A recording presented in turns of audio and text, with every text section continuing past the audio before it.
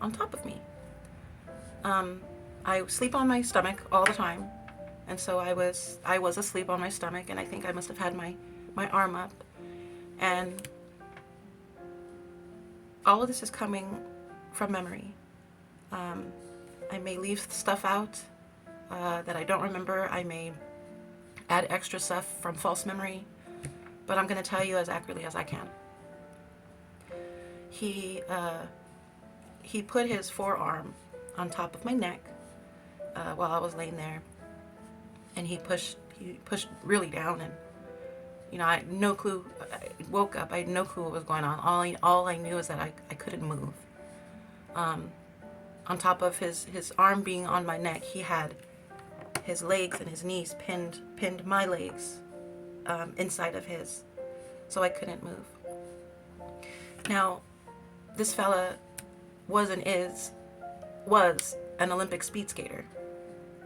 So he was very thin, but he had extremely strong legs. I couldn't move for the life of me. I screamed, I think, a little bit, scolding, "What are you doing? What are you doing?"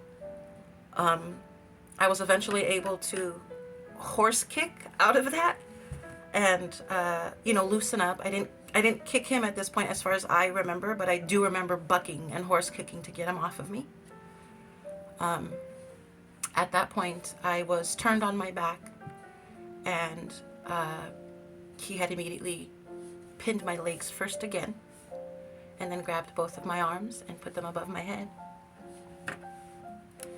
And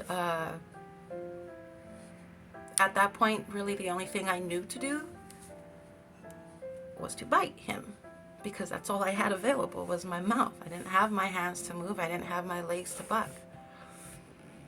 So I bit him. I bit him, from what I remember, on his arm. He got off of me.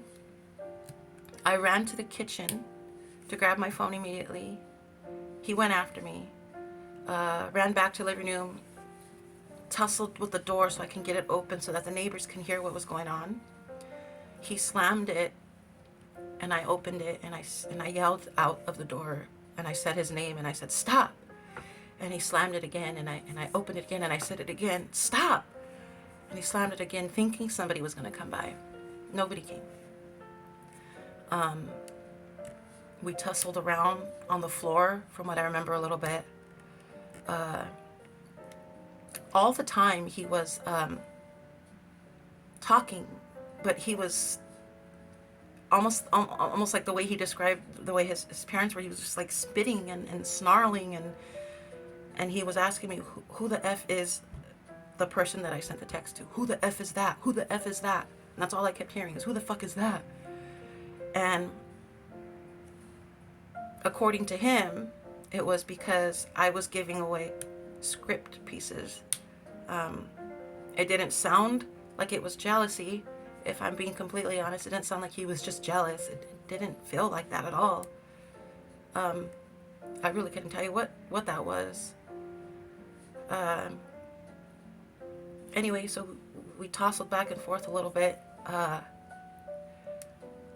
I grabbed his stuff once I was able to get free, and I threw it outside. I remember grabbing a shoe of his, and I threw it out, and his dog was with us, and his dog was actually sleeping with my boys at the time, who were at this point wide awake and saw a lot, and they saw a lot.